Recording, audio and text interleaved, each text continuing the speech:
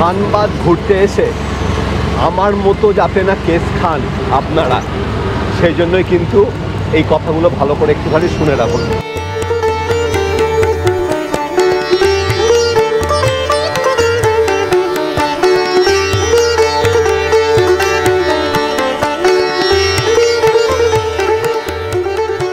কোথাও ঘুরতে বা বেড়াতে যাওয়া মানে চিত্তের প্রশান্তি, টেনশন রিলিফ।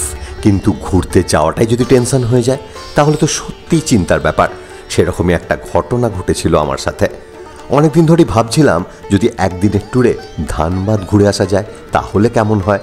ইউটিউবে এরকম অনেকগুলো কিন্তু ভিডিও রয়েছে এবং তারা একদিনেই ঘুরেছে। এই ঘোরাঘুরির মধ্যে সবুজ বন, পাহাড়, ঝর্ণা, নদী সব কিছুই দেখা গেছে এবং কোনোটাই মিথ্যে নয়। কিন্তু ফ্যামিলি নিয়ে বাস্তবে কি এটা সত্যি সম্ভব? কিন্তু কিভাবে? সত্যি কি একদিনের মধ্যে জায়গাগুলো ঘুরে আসা যায়? ধানবাদ ঘুরতে এসে আরও একটা বিপর্যয়। এই ব্যাপারটা সরেজমিনে প্রত্যক্ষ করতে আমিও বেরিয়েছিলাম। যেরকমভাবে একজন সাধারণ লোক হঠাৎ প্ল্যান করে কম বাজেটে ঘুরতে পারে সেই চিন্তা মাথায় রেখেই গিয়েছিলাম হাওড়া থেকে সকাল 6:15 ব্ল্যাক ডায়মন্ড ধরে। আমার ঘোরাঘুরি তো দেখলেন, আপনি কিভাবে ঘুরবেন?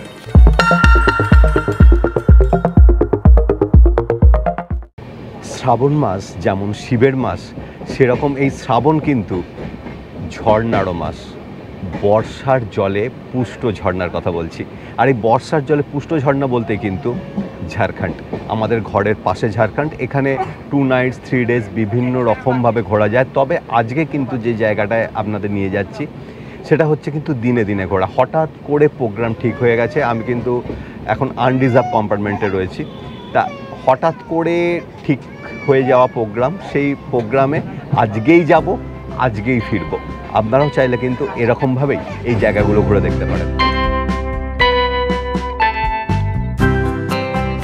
অভুক্ত শরীরে মুখে হাসি নিয়ে কিছুই নয় এরকম একটা ভাব নিয়ে ব্লগাররা যেরকম অনায়াসে একটা ট্রেনে বসে বাইট দেন, আমিও আসানসোল স্টেশনের পর ট্রেনের ভিড় একটু কমতে সেরকম একটা চেষ্টা করলাম। সেই সকাল 6:15 ছেড়ে ঠিক 11:15 ট্রেন ঢুকে পড়ল ধানবাদ স্টেশনে। হাতে সময় নেই বললেই চলে, কারণ ব্ল্যাক ডায়মন্ডে ফিরলে আমাকে 4টার মধ্যে অবশ্যই ধানবাদ স্টেশনে ঢুকতে হবে। আর এই 12টা থেকে 4টার মধ্যে আমাকে ঘুরে নিতে হবে Bhatinda falls, open colliery, Ram Mandir এবং তোপচাচি। স্বাভাবিকভাবেই একটা অটো ধরলাম। বেশি দরাদরি করারও সুযোগ পেলাম না। 1400 টাকায় ঠিক হলো ও আমাকে এই 4টে জায়গা ঘুরিয়ে দেখিয়ে দেবে। ধানবাদ স্টেশন থেকে নেমে পড়েছি, নেমে একটা অটো ধরে নিয়েছি। আজকে হচ্ছে রাখি, মারমার কাটকাট ভিড় পুরো ধানবাদ জুড়ে। আমার সঙ্গে রয়েছে আলী আনসারি, আমাদের অটো ড্রাইভার। ওই কিন্তু আমাদের পুরো জায়গাগুলোকে ঘুরিয়ে দেখাবে। তবে একটা ব্যাপার, এখন বাজে কিন্তু 12টা, প্রায় 11:45। সকাল থেকে কিচ্ছু খাওয়া নেই, পেটে কোনো দানা পানি পর্যন্ত পড়েনি। সকাল 6:15 ব্ল্যাক ধরে ডাইরেক্ট এখানে। আর আমাদের কম্পার্টমেন্টে একটা কিচ্ছু ওঠেনি। যাই হোক, এখানে হালকা করে কিছু খেয়ে নেবো, খেয়ে নিয়ে কিন্তু ঘুরতে শুরু করে দেবো।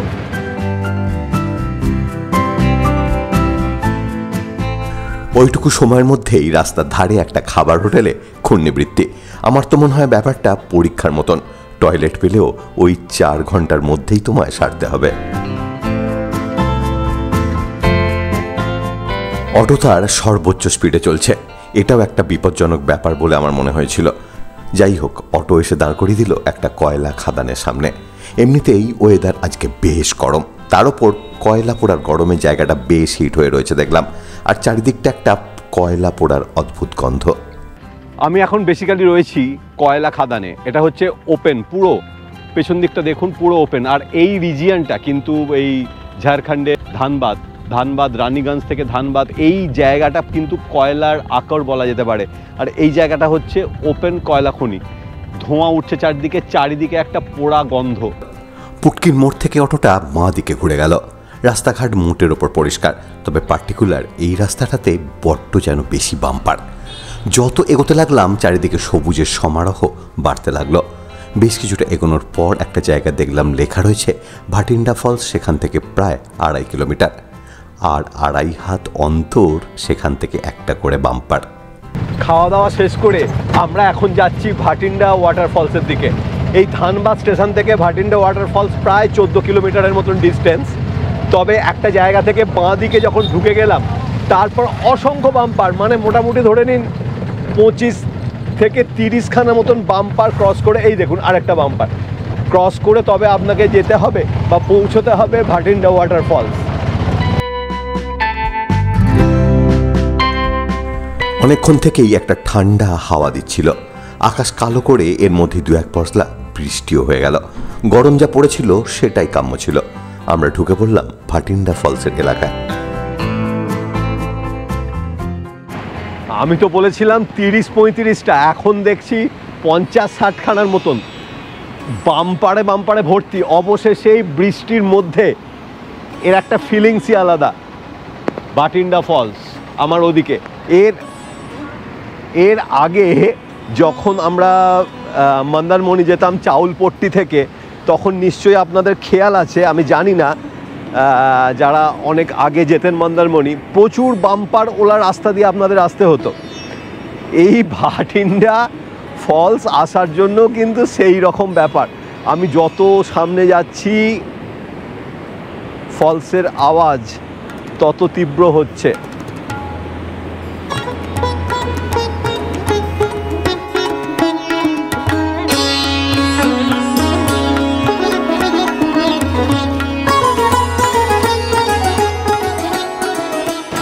লোকাল লোকেদের কাছে কিন্তু এই ভাটিন্ডা ফলস একটা জেম। মানে শীতকালে এখানকার লোকেরা এই জায়গাগুলোতে পিকনিক করতে আসে। তখন অবশ্য মানে বর্ষাকালে যে স্রোত দেখা যাচ্ছে সেই স্রোত কিন্তু তখন থাকে না। আর অনেকগুলো স্টেপ নিচু হয়ে হয়ে হয়ে হয়ে নিচুর দিকে নামছে, আর বৃষ্টির জলে স্ফীত কিন্তু এই ভাটিন্ডা ফলস। অসাধারণ।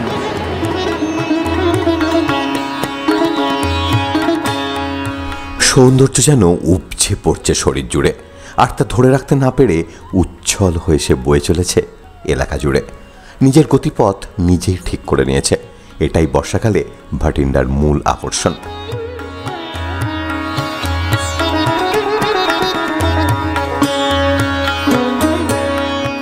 ধানবাদ রেলওয়ে স্টেশন থেকে 14 কিলোমিটার দূরে অবস্থিত এটি মুন্ডিহি জলপ্রপাত নামেও পরিচিত। সবুজের সমারোহের মাঝে রুক্ষ পাথরের মধ্যে দিয়ে এক অনন্ত ধারার বয়ে যাওয়া।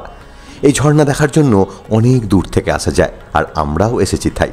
কিন্তু মন যে আরও কিছু চায়।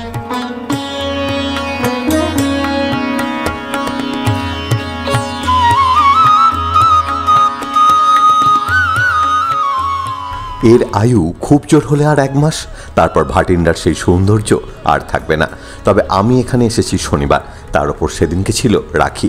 স্বাভাবিকভাবেই একটু বেশি ভিড় এক্সপেক্ট করেছিলাম ভাটিন্ডা ফলসকে জুড়ে, কিন্তু কেন জানি না মার্কেটিংয়ের অভাবে বোধহয় ভাটিন্ডার সেই ক্রেজ চোখে পড়ল না, যতখানি এই সময় চোখে পড়ে হুড্রু জোনা কিংবা দশম ফলসের ক্ষেত্রে।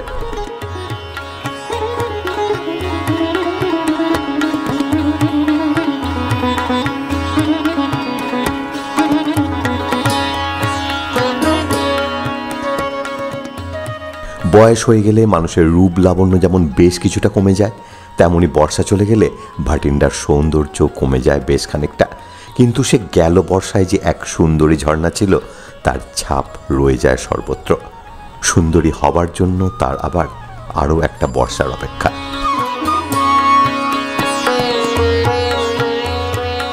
ভাটিন্ডা ফলসে পৌঁছেছিলাম দুপুর 1:10 নাগাদ। সেখান থেকে চোখ সার্থক করে অটো স্টার্ট নিল 1:40-এ।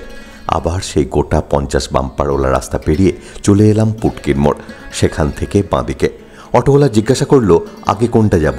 আমি বললাম রাম মন্দিরে চলো, সেখান থেকে তোপচাঁচি।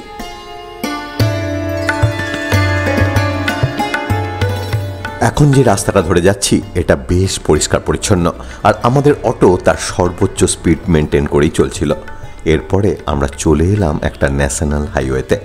সেখানেও বেশ জোরেই চলছিল অটোটা, কিন্তু কিছুটা এগোতেই পড়ল একটা লেভেল ক্রসিং। সেখানে মারাত্মক রকম জ্যাম। গোটা 20-25 মিনিট সেই জ্যামই খেয়ে নিল। মনের মধ্যে একটা আশঙ্কার মেঘ ঘনিয়ে আসছিল। অত কিছু পাত্তা না দিয়ে আমরা চললাম ভাটিন্ডা জলপ্রপাত থেকে প্রায় 15 কিলোমিটার দূরে রাম মন্দিরের উদ্দেশ্যে। ধানবাদ স্টেশন থেকে দূরত্ব প্রায় 32 কিলোমিটার।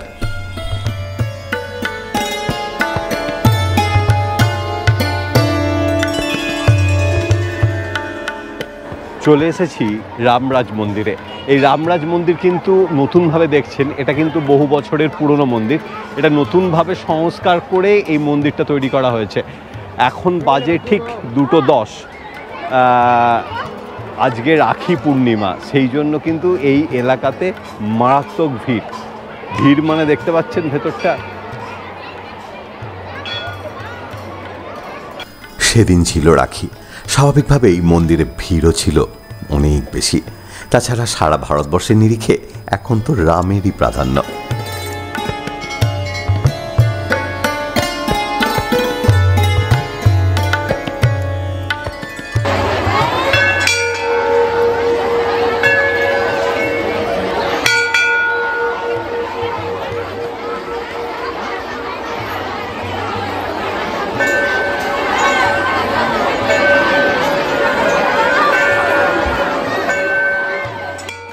মন্দিরকে কেন্দ্র করে রীতিমতো মেলা বসে। এখানে লোক সমাগম হয় প্রচুর, তবে সবাই লোকাল।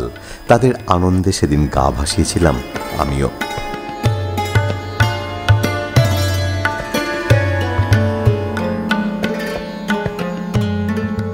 রাম মন্দির দেখে তোপচাচিতে যাবার পরিকল্পনাও ছিল, কিন্তু এখান থেকে ধানবাদ স্টেশনের দূরত্ব প্রায় 32 কিলোমিটার। তোপচাচি গেলে আমরা ব্ল্যাক ডায়মন্ড ধরতে পারবো না, সেটা রয়েছে বিকেল 4:20-তে। সেজন্য তোপচাচির পরিকল্পনা বাতিল করা হলো।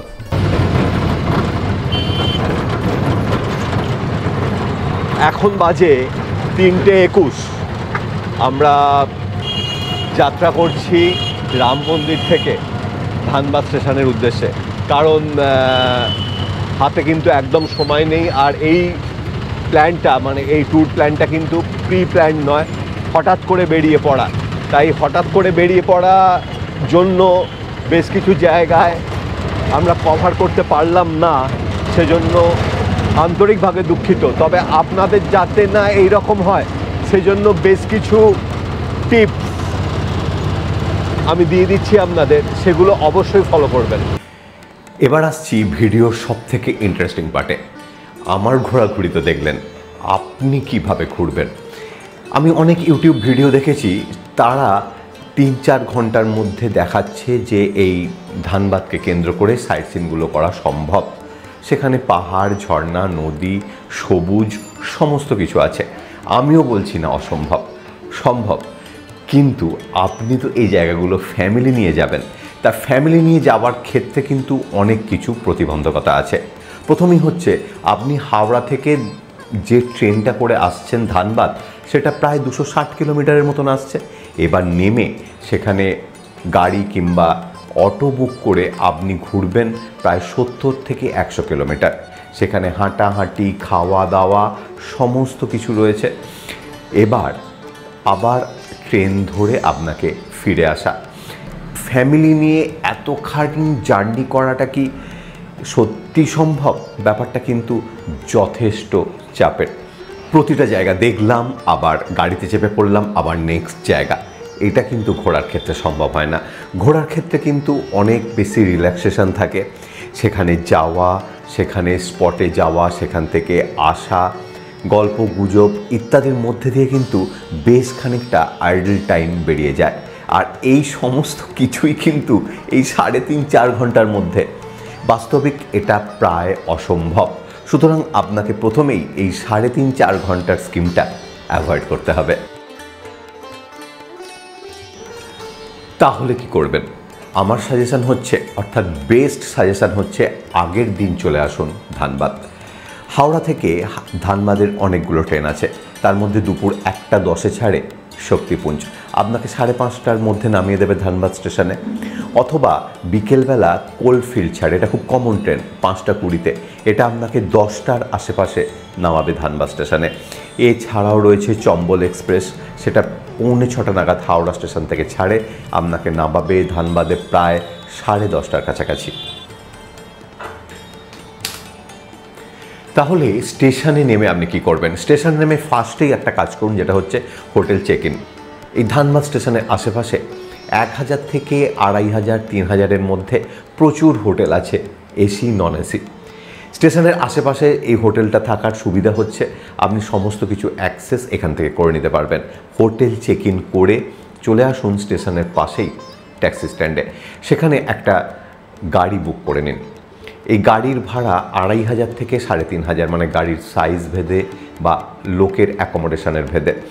তা এই গাড়ি করে এই গাড়িটা পরের দিন সারাদিন আপনার সঙ্গে থাকবে এবং এই যে ভাটিন্ডা ফলস, তোপচাঁচি, উশ্রী ফলস কিংবা কয়লা খাদান, রাম মন্দির, এই সমস্ত জায়গাগুলো বা আরও বেশ কিছু জায়গা রয়েছে, সমস্ত জায়গাগুলো কিন্তু আপনি ঘুরে নিতে পারবেন।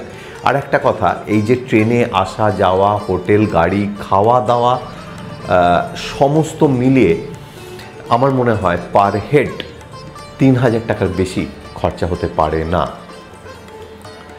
এবার ফেরার পালা।